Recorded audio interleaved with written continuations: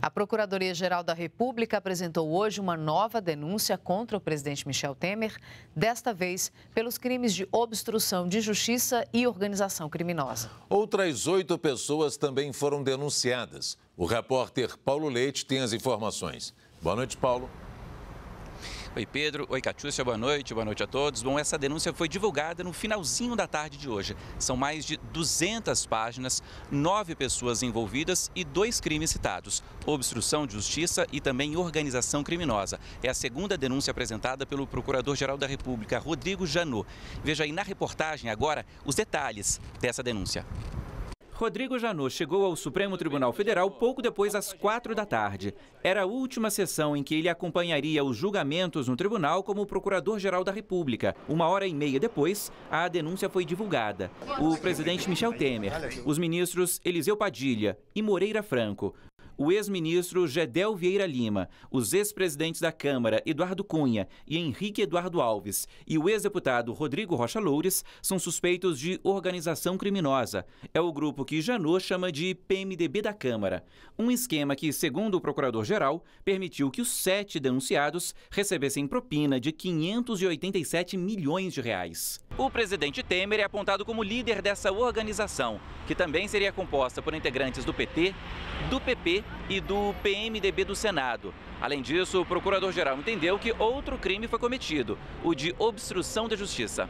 Janot concluiu que foram feitos pagamentos indevidos para evitar que Lúcio Funaro, que seria o operador do PMDB, firmasse um acordo de delação premiada. Essa segunda denúncia envolve o presidente Temer, o empresário Joesley Batista e o executivo Ricardo Saldi. Presos, esses 2 últimos tiveram a delação cancelada.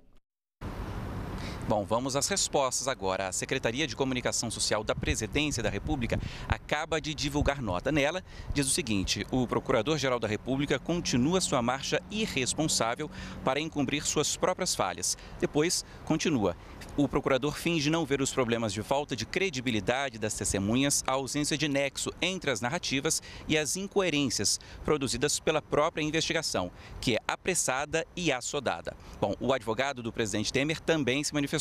Diz o seguinte, que está começando a analisar a denúncia, que tem mais de 200 páginas e, por isso, ainda não tem opinião formada. Outra nota, PMDB, diz o seguinte: o partido lamenta mais um ato de irresponsabilidade realizado pelo Procurador-Geral da República, Rodrigo Janot. Ministro Moreira Franco, nota: o ministro afirmou que jamais participou de qualquer grupo para a prática do ilícito. Outra nota, ministro Eliseu Padilha, classificou como equivocado o oferecimento de uma denúncia com base em delações que estão sob suspeita. Ex-presidente da Câmara, Eduardo Cunha, disse que provará no processo o absurdo das acusações postas, que se sustentam basicamente nas palavras de um reincidente em delações. Outro ex-presidente da Câmara, Henrique Eduardo Alves, disse que o advogado, disse que ainda vai avaliar a denúncia, que é longa, como disse o advogado do presidente Temer, para se posicionar. Defesa do ex-deputado Rodrigo Rocha Loures disse o seguinte: o ex-deputado não participou de nenhum acordo de pagamento ou recebimento de propinas atribuído ao PMDB da Câmara. O ex-ministro Gedel Vieira Lima, Joesley Batista e também Ricardo Saldi ainda não se posicionaram. Esses 3 ainda não se posicionaram. Joesley Batista, por sinal, e Ricardo Saldi tiveram os acordos de delação premiada cancelados. E quem tem detalhes sobre esse caso é o Pedro, que está aqui comigo. Tudo bem, Pedro? Olá, Paulo. Boa noite para você. Boa noite a todos que nos acompanham. Como você adiantou aí na reportagem, apenas hoje, depois da entrega dessa denúncia, que o Ministério Público Federal confirmou, então, que os acordos de delação desses 2 executivos foram rescindidos.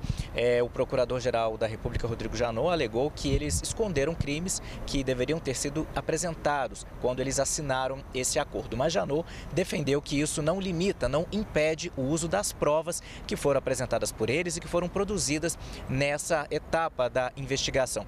Ele disse que apenas o que é anulado são os benefícios que foram concedidos aos colaboradores. Janot apresentou, inclusive, uma decisão anterior do Supremo nesse sentido. O procurador-geral também pede que os autos relacionados a Joesley Batista, que a gente lembra, um dos donos da JBS, e a Ricardo Saldi, que é ex-executivo da empresa, que esses autos sejam remetidos para a Justiça Federal do Paraná, vão ficar a cargo do juiz Sérgio Moro. Moro. Já os autos referentes a Eduardo Cunha, a Lúcio Funaro e a irmã de Lúcio Funaro vão ser enviados para a Justiça Federal aqui de Brasília. A gente lembra, Ricardo Saldi e Joesley Batista ainda estão presos aqui em Brasília. A prisão preventiva deles, ou melhor, a prisão provisória deles vence amanhã, mas para Joesley Batista já há um outro mandado de prisão expedido por causa de operações suspeitas com dólar no dia em que foi divulgada a delação da JBS. Volto com vocês, Catiúcia, Pedro. Obrigada, Pedro.